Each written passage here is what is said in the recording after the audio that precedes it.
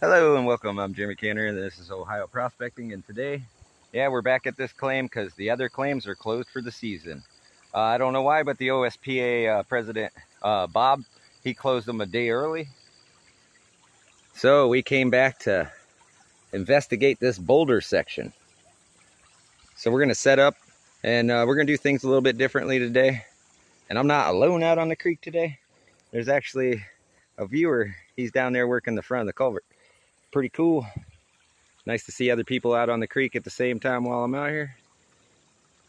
It gets pretty boring out here alone.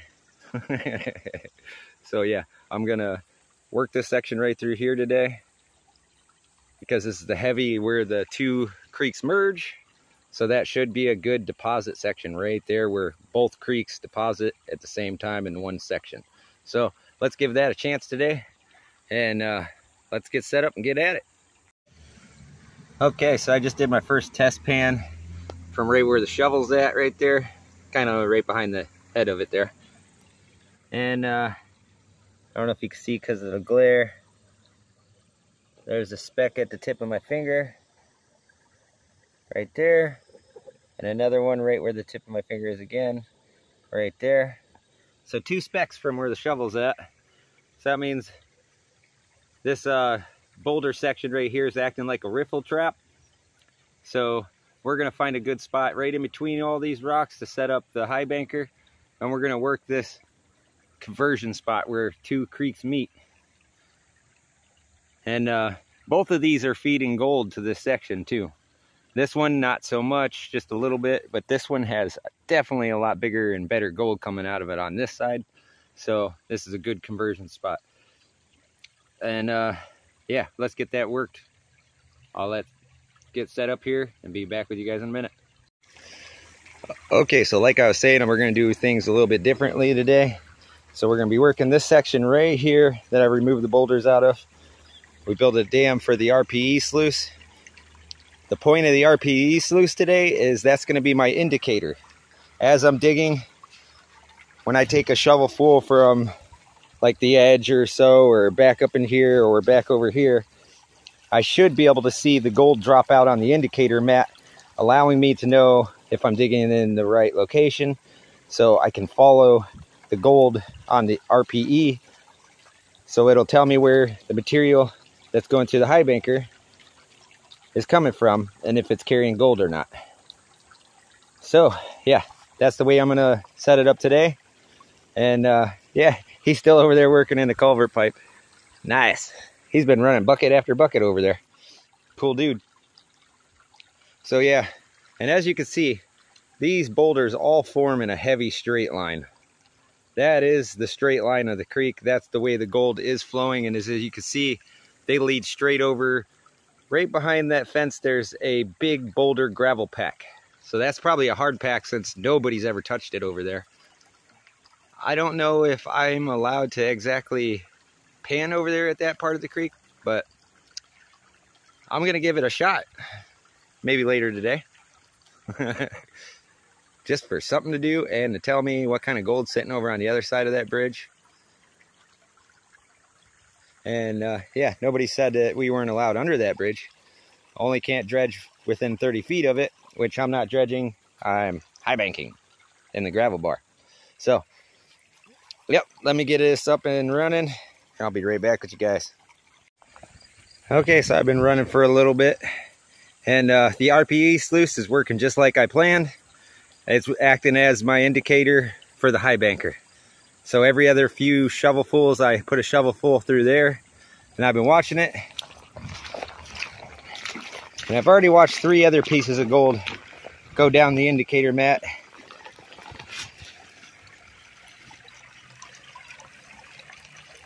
And as you can see, right in there, tip of my finger, there's some gold. There's actually a couple little pieces there. And the one that I was getting ready to bring over this phone to show you guys, it already went down the mat. But at least there was that piece and another little piece that keeps hiding behind that little pebble there. So yeah, it's working exactly like I hoped it would. Thank you, RPE, for being there when I needed you. Nice. And I'm also bringing my little mini pickaxe over here. There's a lot of good size rocks in there that I got to get out. Makes it kind of hard to dig, so pretty hard packed right here. That's a good indication that there's gold here though. Hard pack holds on to gold. I am sweating like a sift right now, or a sprinkler, or wherever. Yeah, I'm hot. And the ants are trying to take over my pop. Little boogers. I don't care, I'll drink a couple of them. Yeah, I got one. Nice. Yeah, and this is where my old hole was, and it's acting as a little minnow trap. Too bad I didn't have my fish trap with me, because man, I could go do some fishing next week. Look at all those minnows. Nice. So yeah, let me get back at it. So I pulled the RPE sluice up to do a clean out to see what kind of gold we were actually on. And yeah, it's not looking too bad. Try to get the glare off of here. Well, that's gonna be impossible to do. But here we'll just zoom in and you can take a look.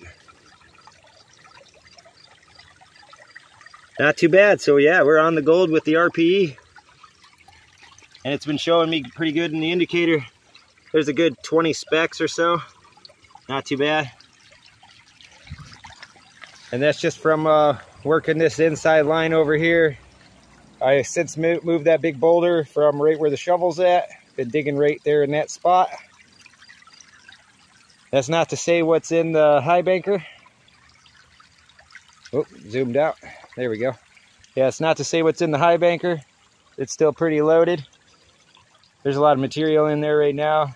I gotta turn the pump back on before all that starts drying, so that way when I do turn the pump back on, it all don't flush back down.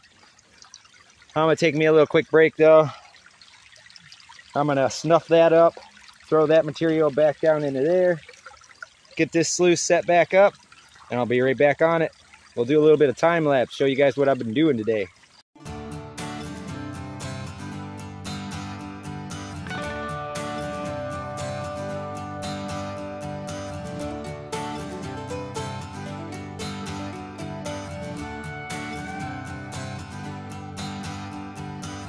We worked our week, we need a day, 24-hour getaway. Let's take it slow, fill up our tank, try to forget yesterday. The weather's hot, the beer's ice cold, tie that tube up to that boat. Pack the Yeti, rally up your friends, find some water, jump on in. All right, as you can see, I've dug a nice little trench.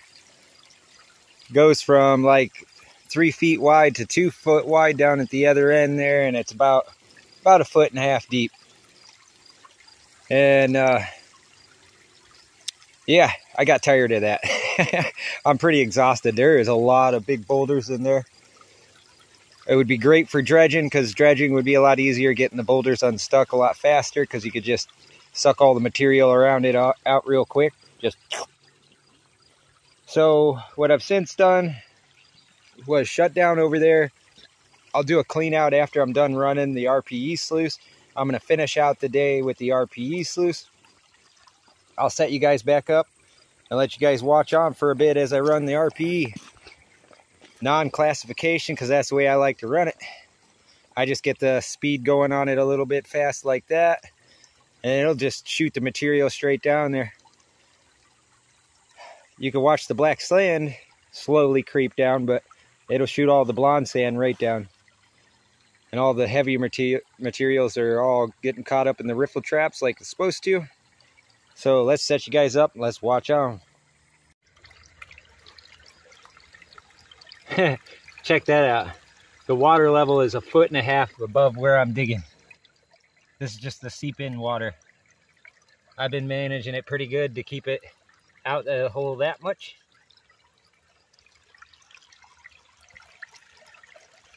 and the RPE is actually above it. All right, I'm gonna finish up here. I'm gonna dig this little bit from here to that big boulder there, and then I'm gonna call it a day. I've had this shut down for a while, waiting for cleanup. As soon as I clean both of these out, I'm gonna put them into the bin, which is way over there, with the stickers, all them cool people. Hey, what's up, fellas? So yeah, let me get to that. Let me get cleaned up here, and I'll see you guys back at the house. Hey, y'all, watch this.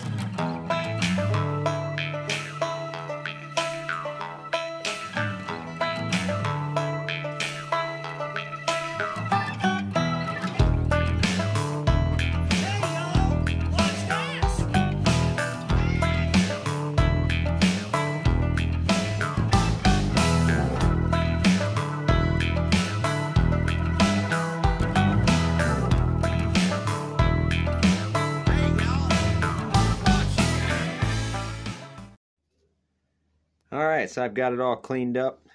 I tapped it up to the top, made a nice perfect smile out of it.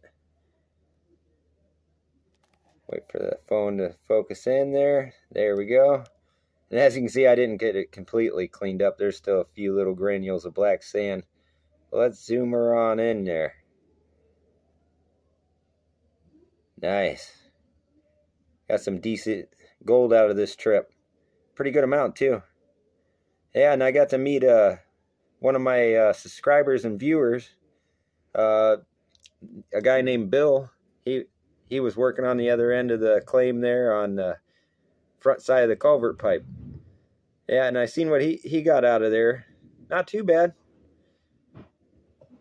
But like I said on this claim, you got to get in there and dig deep. The flood layer doesn't sit on top like it normally does on some of the other claims. This Ohio dirt does a little bit differently. Some of the sands are a lot looser than you would imagine them to be on some of these claims. So whenever the gold sits on top of the soil or the sand and gravels, it's not going to sit there very long because it gets turbulently mixed around, so it drops to the bottom. We have a clay layer that it likes to accumulate on. So you got to get down to that clay layer, and you'll find some in between there. There is some of the flood layer, but it's still falling gradually down to the bottom like it does. So, yeah, that's where you find the gold like this on this claim. If I was to stick at the top surface area and go about a foot down like some of the other prospectors suggest I should have done, you're going to get maybe 13, 14 little specks. So unless you want 13, 14 little specks, you got to get deep. Because bigger gold likes to go down and sit down at the bottom. You can find that flood layer once in a while, and it might have a good little amount on it, but the better gold is going to be at the bottom. All right, that's all I got time for today, and I'll see you guys out on the next one. Later.